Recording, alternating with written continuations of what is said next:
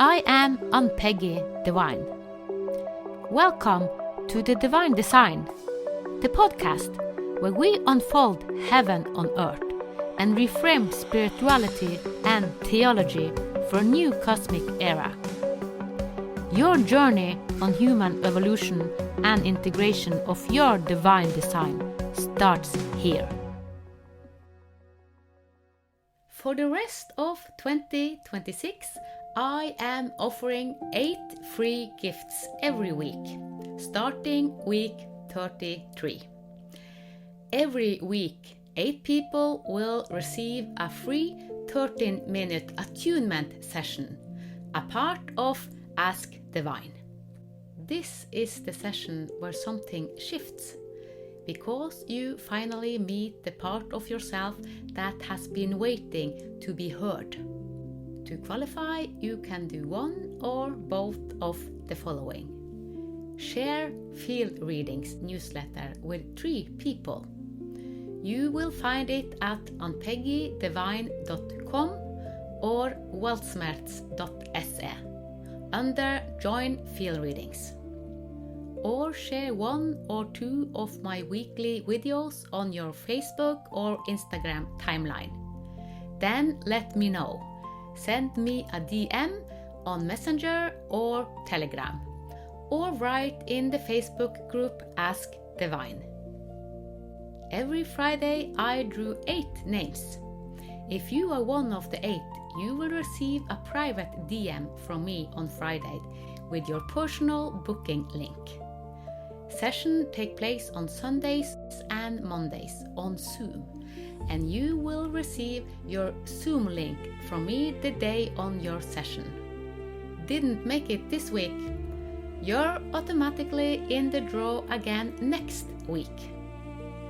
The link to attunement session and Ask Divine is below. I'll see you there. Welcome, Richard Barrett, to this Divine Design podcast.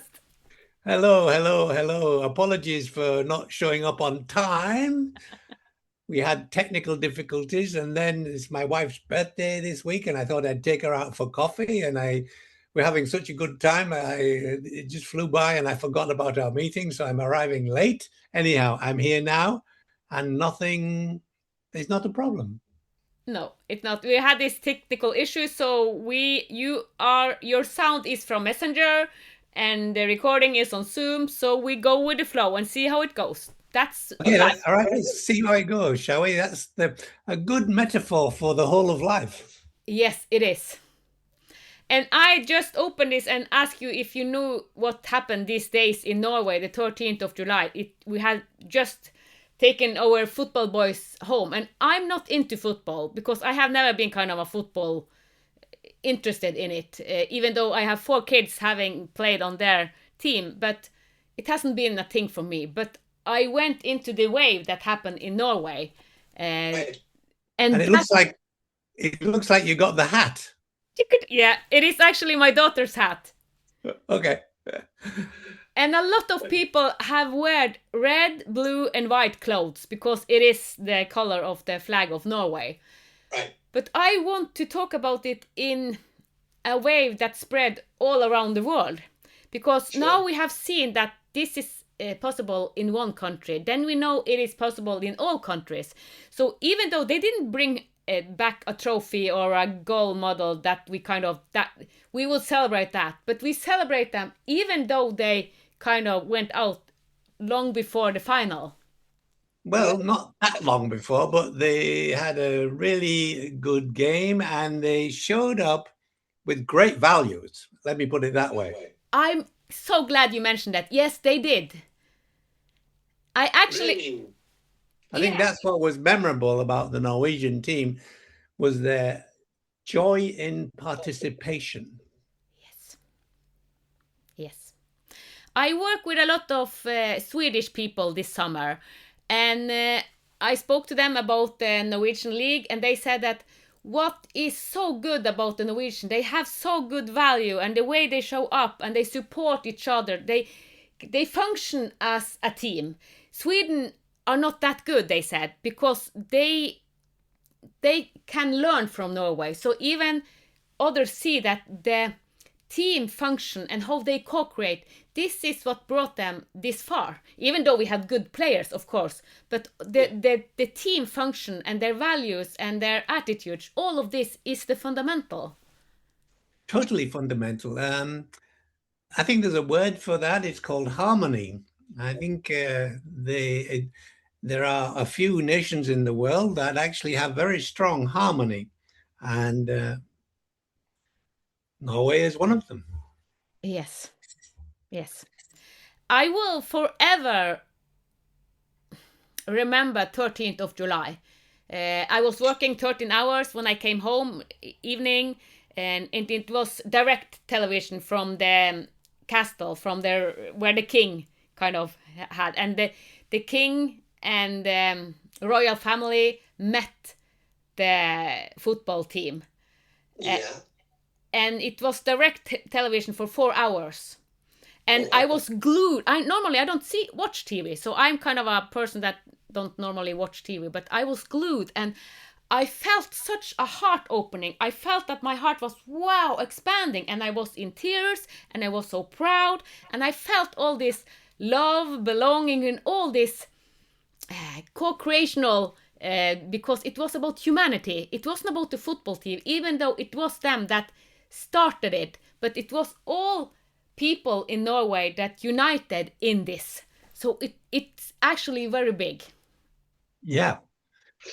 Very, yeah. Apologies for that. But you felt the energy physically, the energy of connection, quite a deep level of your country people, of your. Yes. Yeah. But as I say, I want to put it in a bigger scale. As both of us, we are into this bigger scale. How can we evolve into it from and all around the world? So do you have any advice? How can we learn from this experience in each country? What can each country learn from this? Well, that's a very interesting question, because you are speaking about your experience in Norway and joining up with other Norwegians. So it's a question of identity. Yep. And you felt a sense of identity with your country people. Yeah. And what we need to do is expand that sense of identity to the whole of humanity. Yeah. That's how we're going to create that. Yeah. Yeah. So I don't know, unless we have a football team for the whole of humanity playing another football team for the whole of humanity on Mars, for example, then we can all get together. Sounds a bit silly, doesn't it? Yeah, but even though it was the football team, it's like, how can we do it? It doesn't have to be a football team. It can be in other arenas. So that's kind of the point. And identity, yes, because what I wrote, I was so inspired. This Monday, I need to do something. So I wrote 3 songs. 3 songs about we rowed together, kind of we are rowing ourselves home. Because it was rowing ourselves home. Because the rowing is the inherit from the Vikings. And they were also doing things together. They knew that they needed to collaborate and do things together. And also they were so into the understanding of Mother Earth and collaborating with her that everything is relational. So it feels for me that it is about taking back our inherited, kind of what we natural are in essence, above the identity of a country and a nation. Exactly. So it's a question of expansion of identity.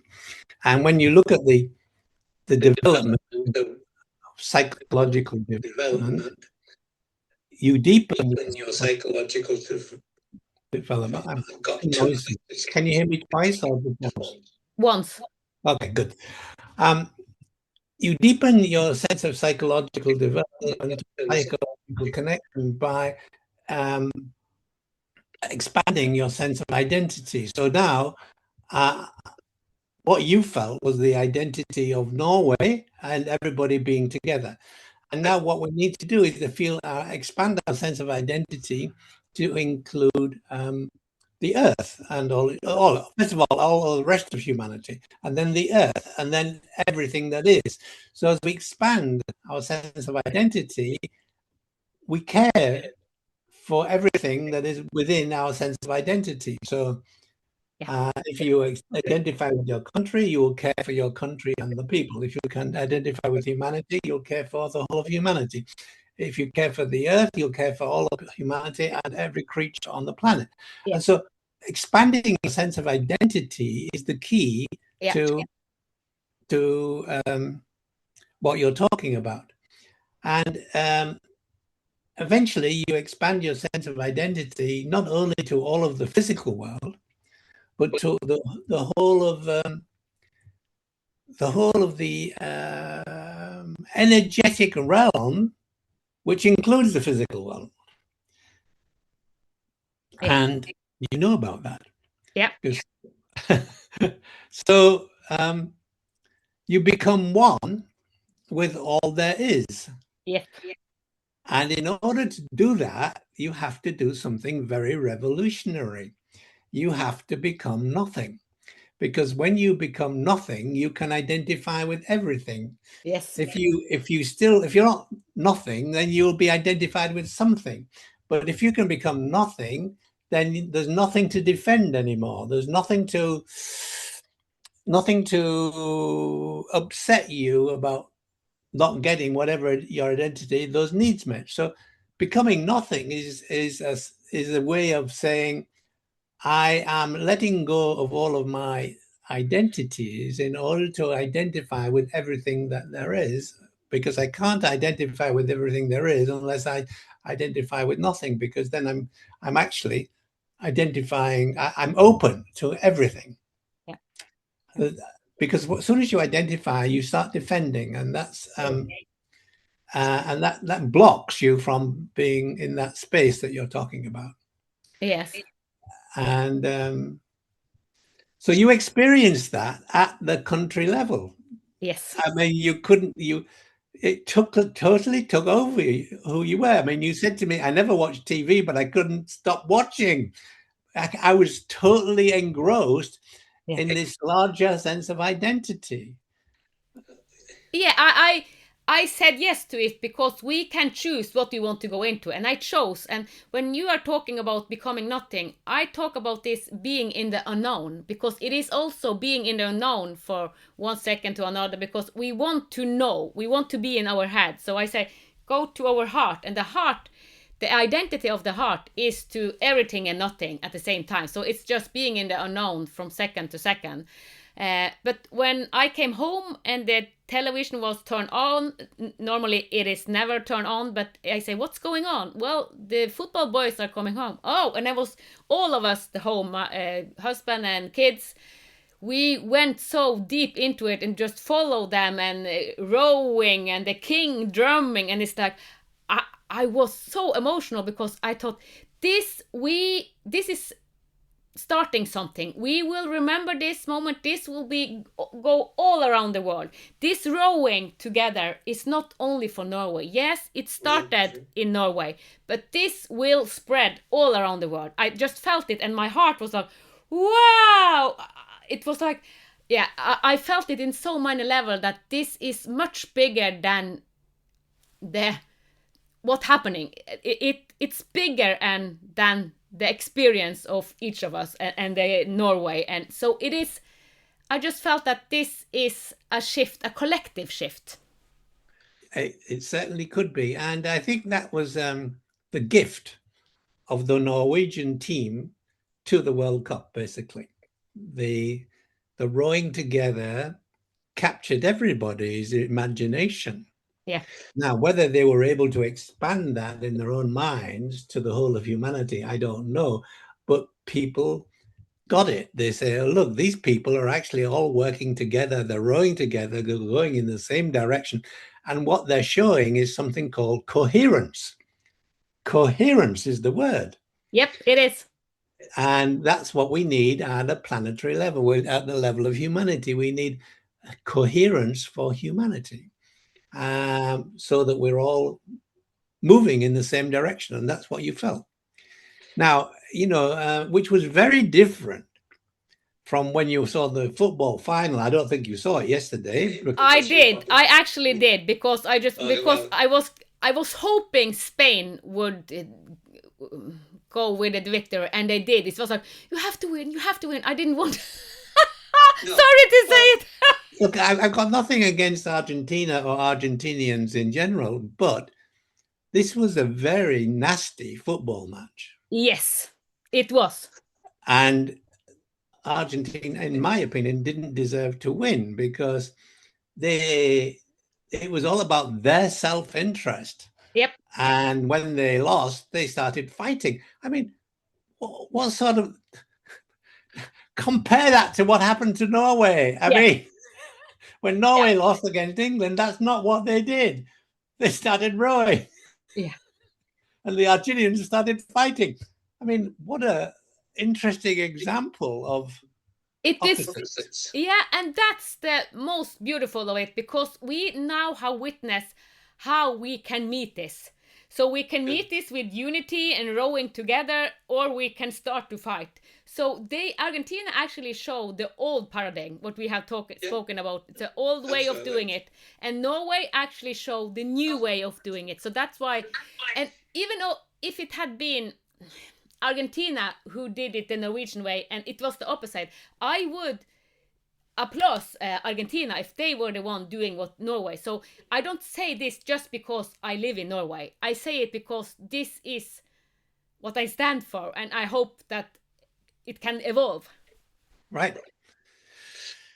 So we're having a podcast about football. And I have never been into football, and actually this has happened in Norway. So that's interesting, Richard. There are so many people that I had no interest in football. There are thousands of people in Norway saying I had no interest in football. No, a lot of people. And now football is uniting us. So that's so interesting because we rode together. Yeah. It is all about what it unites us. It's united us. So it wasn't just if the football boys of Norway had done the same as Argentina, this would not united us. It will be not at all. Not at all. No. So it was a very memorable World Cup for those reasons. For the emotional reasons, it was very memorable. Yeah. And I just like a good football match, but I noticed in the in the final between England and France, which was for the third place, there was also some wonderful things that happened, and maybe you weren't aware of them, but the player called Bellingham was there was a situation where England got a penalty, and the Bukayo Saka had already scored 2 goals. Was there, and Bellingham would have been the normal man to take the penalty and probably to score a goal. And if Bellingham had scored that goal, he would have been the leading scorer for Britain, for England. But he didn't. He said to Bukayo, he said, "You take it," and Bukayo took it and he got a hat trick. That's 3 goals, which was really quite amazing for an English person who scored 3 goals, and not that many. And Bellingham gave up his idea of becoming the leading scorer for England by giving it to Bukayo. Wow, I didn't know that. Yeah, and then the amazing thing happened. 10 minutes later, right at the end, Bellingham gets the ball in the English half. He runs the whole length of the field, dribbles past 3 players and scores a goal. And so he got that honor of scoring the most goals for England. And he'd given up that. He'd given up that idea by handing it over to somebody else. So I thought that was another wonderful story coming out of it. Yes. Wow. Yeah, because I haven't watched the games, so No. because I just went into it this last week, kind of, and but yes. So yeah, it's a lot of good example, and also we saw that it wasn't fair games because it looks from a lot of views that there were manipulation in the games from the judges and from others that yeah it didn't look clean. All the games didn't look clean, so No. a lot of stuff came up Right. in this World Cup. Yeah. And that was the other thing about the England-France game. Apart from those stories, the number of fouls and the number of yellow cards was very, very small. They had both sides had really nothing to lose anymore, and so they just played their hearts out, And it was a very exciting game. It was 6-4 to England. I mean, 10 goals in one match. Now, we don't often see anything like that, and people just loved it because they just played their hearts out without fouling very much other people. They were just playing for the fun of it, for the joy of it. Yeah, and that's how we started it out. We started football like that, so it's kind of going back to the roots because because when we have put it on profit and money and betting and all this, and then we start to argue and fight, that's the old way of doing it. But if you do it for fun, Yeah. Now, I'll tell you another story about football, okay? I mean, since we're on the topic of football, yeah. there is a movie called The English Game. The English Game. You can look it up on Netflix or whatever. And it goes back to the origins of soccer in England, maybe a century ago, when only the very, how shall I put, well-educated rich people played soccer. Okay. It wasn't a game for the ordinary man. And the ordinary man decided, well, look, why can't we play and being part of this league of football? And there was resistance from the people who were already in there, who were the rich and the powerful. They didn't want the poor people joining them, but of course they did, and eventually they came through. So it's just like it was a bit like the story of the gender story of in the early 1900s when women didn't have the vote. I mean, same old stories like exclusion, separation. Yeah, and the privileged ones don't want to include the other people. And so there's lots of soccer stories which are very, how shall I put it, laden with values, lots of values that we can talk about. Yeah. And that's the most important, the values and the virtues, and kind of we have done so much alone, and it's all about co-creation because we need each other. We are not on this earth alone. We are not supposed to be alone. We are co-creators and want to do the best for all of us. Correct. Yeah. So and we really saw that to this World Cup, that the value is more important than winning. Yes, indeed. So actually, from my perspective, I see the winner as Norway. Not because it's but I see Norway as a winner of this World Cup because of what they showed the world of values and rowing together. Yeah. Well, I can understand that. And from my perspective, I would say that the World Cup final, a better game was the game against England versus France. It was a much better World Cup final than the one we actually saw. And that was the final for the third place, If that had been the final of the whole World Cup, I would have said brilliant, but yeah. So anyhow, we could talk about this for a long time, but I think it's interesting that you raised this and you managed to wear your hat today. Yeah, I just had to because this week I have used it.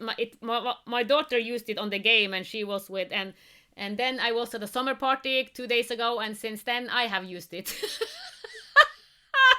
And I think it's kind of funny because as I say, I have not gone into football, but now it is bigger than football as I say because it is about unity, co-creating and the values and helping each other, being there for each other. It's not only from fighting against the trophy and money and all of this. So now it has opened another depth. Yeah. I'm going to tell you another story about football. Okay. Okay.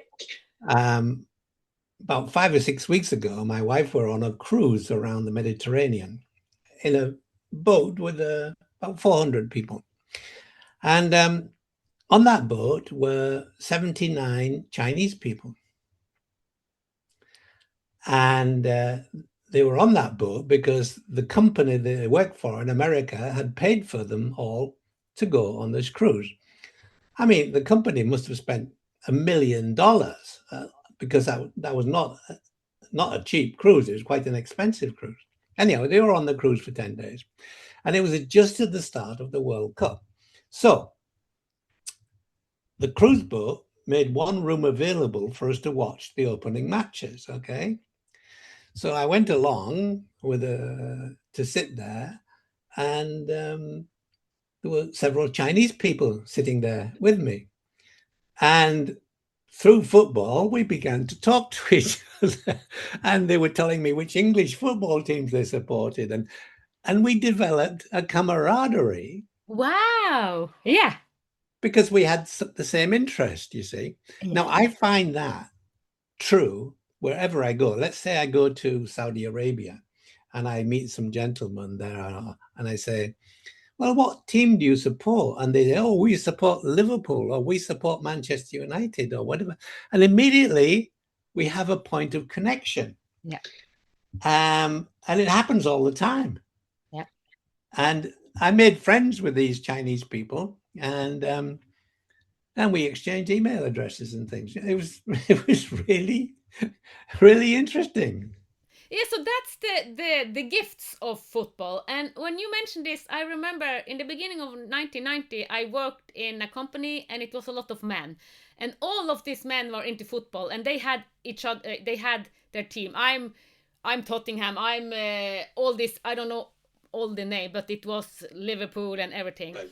And they went into the game, and when they came back the day after, you could watch them if they were sad and I'm angry today. They have lost because they identify so much with their team, right, that they were cranky and don't talk to me today. And the one who had won, you could see whose team they were on. So I thought that, are you crazy? You let a team decide which emotion you are supposed to be for a week or a day. And I thought that was so silly, and I never understood it. But that went on all the years I worked at that, and I worked from 1990 to 1999, I think. Yeah, so okay, they were like that. It's kind of, well, that's my team, and now don't talk to me today because we lost. So it's kind of, what? So there again, what are you identifying with? And if you lost, you had the right to be angry and put out your anger because you lost. And for me, it was kind of, are you baby? Well, let me tell you a rather sad story about that. Okay. Because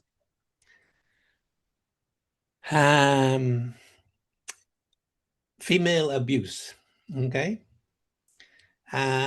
When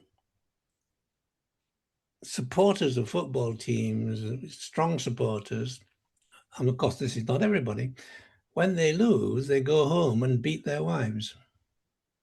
There's lots of examples of that amongst the poorer working classes. And so the women stay at home praying for their team to win, because if they're not, they'll be abused when they come home. Husbands come back.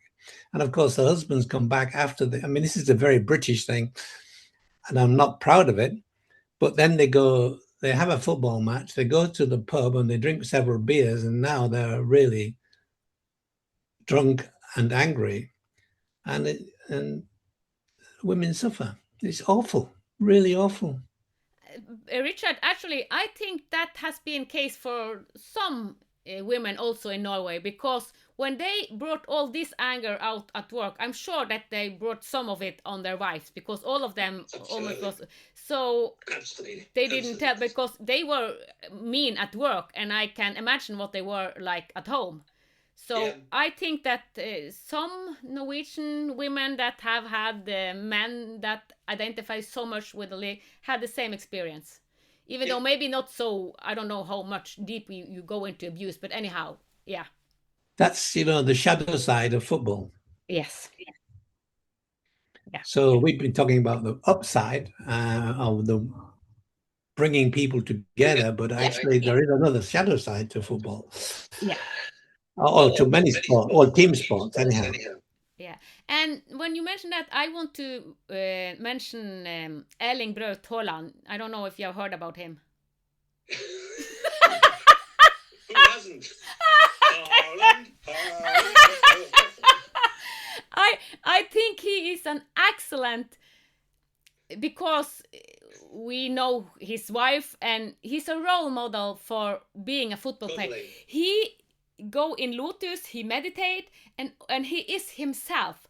He don't care kind of what people say, but he is so down to earth.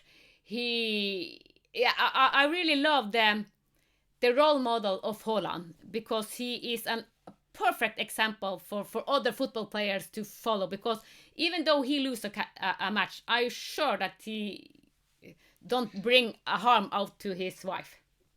Okay, well, let's talk about children. He's a fantastic role model for children who follow football.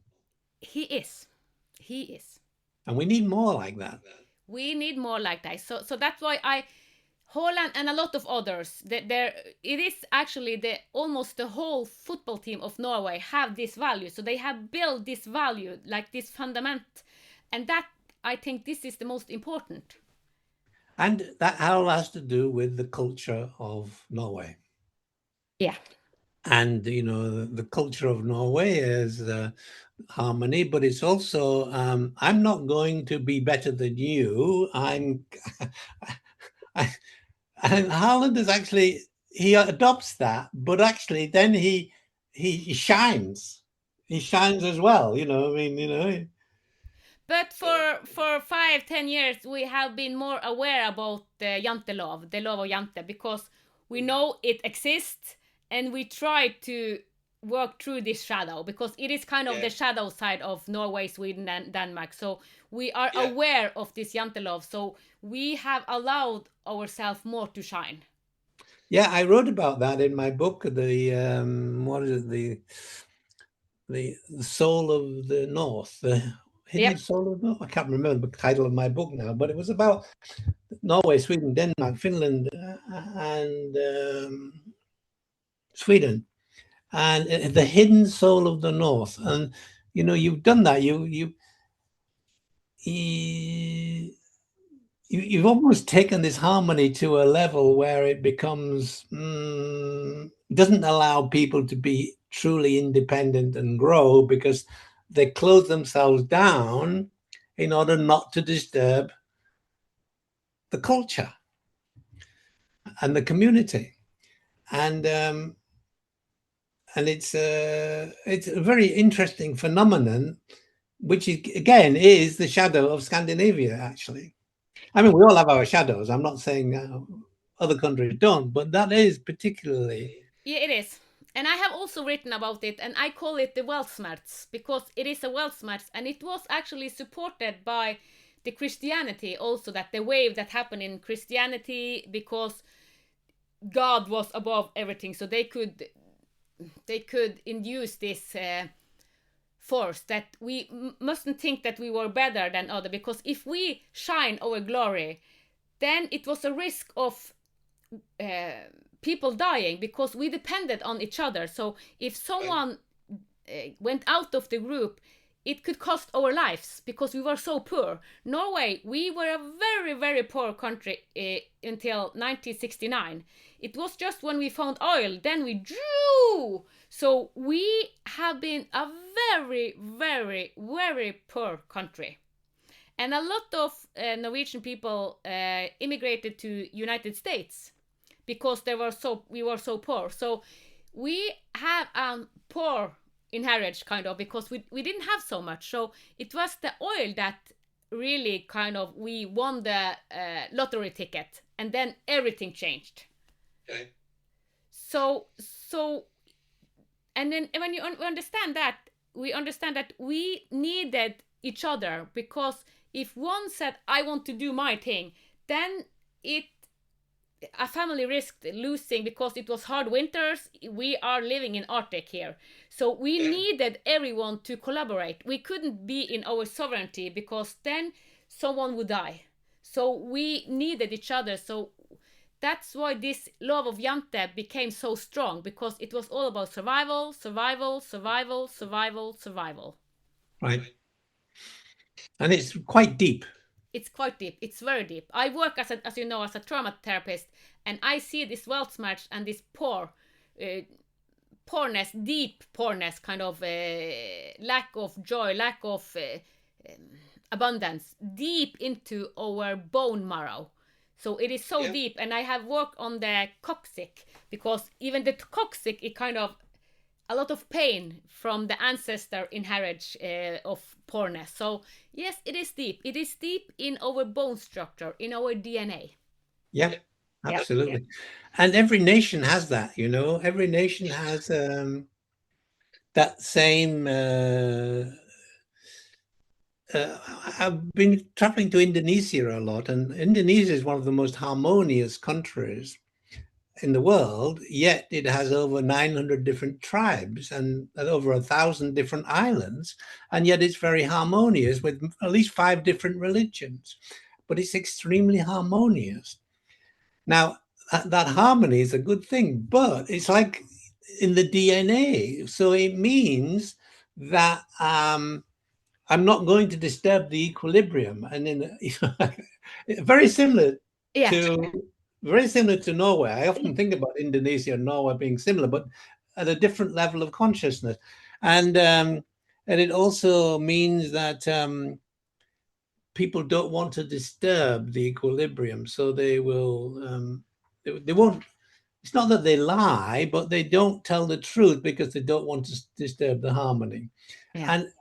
And you know, you have a similar thing in Scandinavia around what's the word where you begins with C. I've forgotten what the word is. Where you all agree without having to consensus. Yeah. Consensus is a part of that same issue, and it's the same in Indonesia. So in order to preserve the harmony, there has to be consensus, which means nobody is accountable because we're all accountable. And so people avoid taking accountability, which is not a good thing in business circles, because if you want to move things forward, you have to make people accountable. Yeah. So there are lots of issues with these wonderful values that we have in our nations, and the shadow side of these values shows up in the culture. Which inhibits, let me put it that way, inhibits the true personal development.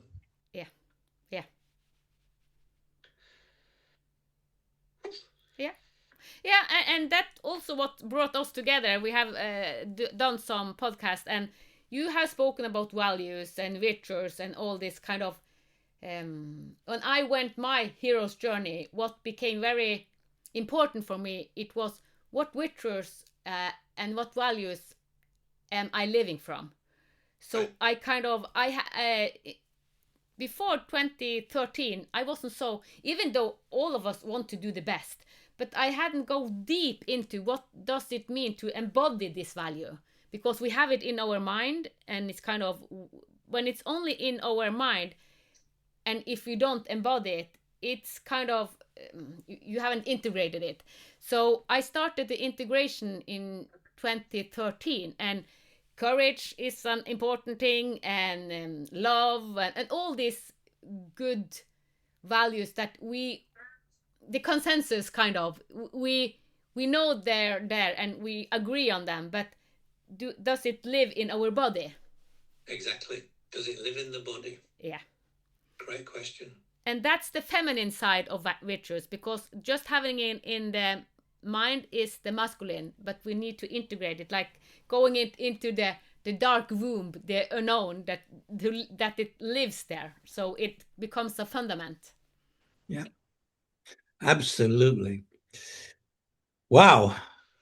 But that's kind of the work we are in now in this period, because I think that all are invited. What rituals live in my body, not only from my mind, but do I really walk the talk?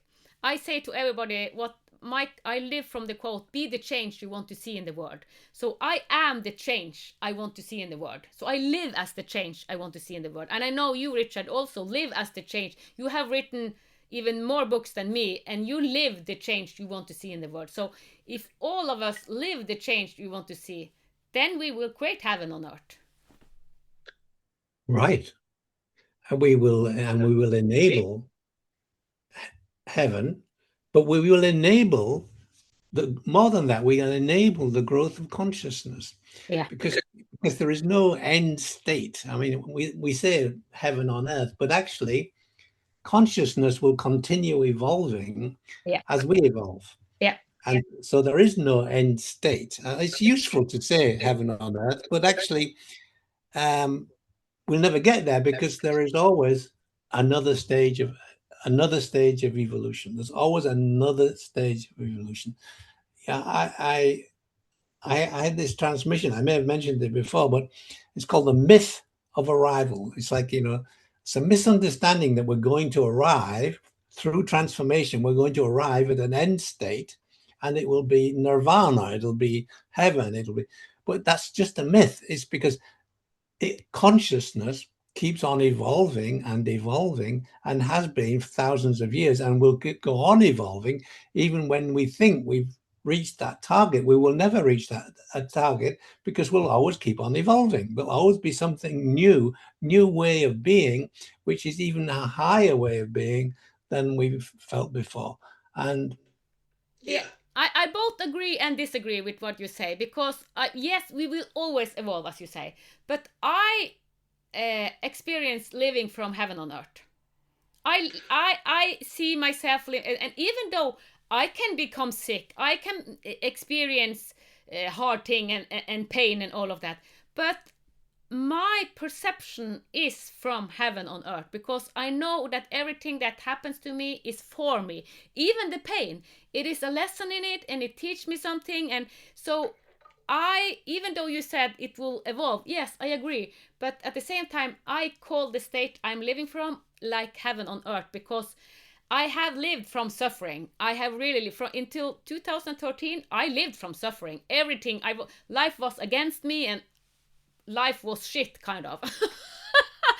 It felt like life was against me all the time. I worked I was a pleaser, and I did everything, and even doing everything that I could wasn't enough. So living from that state for 40 years, and now living the state where the perspective where I come, I call this living heaven on earth. So that's why I agree. Don't agree. Okay, well, let me ask you a question. Are there moments in your life when you maybe in this moment I'm not living heaven on earth? There are moments that I have pain, that I can be sick, but at the same time I can say, okay, I know I go above the experience, and know that even though this, so I don't see it as that I have lost it or something. No, but there are moments when it's not your lived experience. Yeah. That's what I'm saying. I'm saying there will always be moments when you say, oh, actually, I'm not living that in this particular moment. Let me get back to let me take my mind to a place where I can get back to heaven on earth. I mean, I I don't think no matter how evolved you are, you'll always have a little moments of doubt now and again. Yeah, but I call it detox. When I go through a detox, it's kind of an upgrade. Going through detox, you feel the detox going. So kind of, and I say, okay, this is another upgrade. It's another upgrade. So even though it's painful sometimes. Okay, so that's exactly my point. Yeah. You keep going back and you say, I'm having a detox, I'm having a detox. All I'm saying is that you're continually having to recalibrate. Yeah. Yes. Recalibrate. Yeah. Because we are evolving all the time. Yeah. I think recalibrate is a good word because Yes. because you're human, after all. And so you're continually recalibrating. And for me, that says, okay, at the moment I'm recalibrating, I'm not actually living heaven on earth. I'm not full of joy in that particular moment. Okay. Yeah. But I am actually getting back to that joy and I know how to do it. Yes. Now, most people don't know how to do it. Yes. Yeah. No, we are moving together.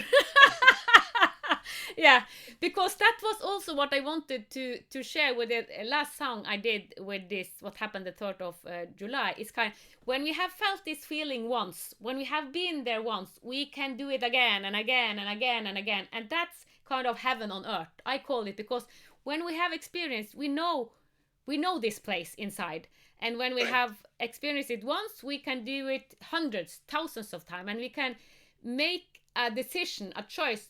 I want to live from it. And of course it will be recalibration, as you said. I love that word. So that's the correct word. Yeah.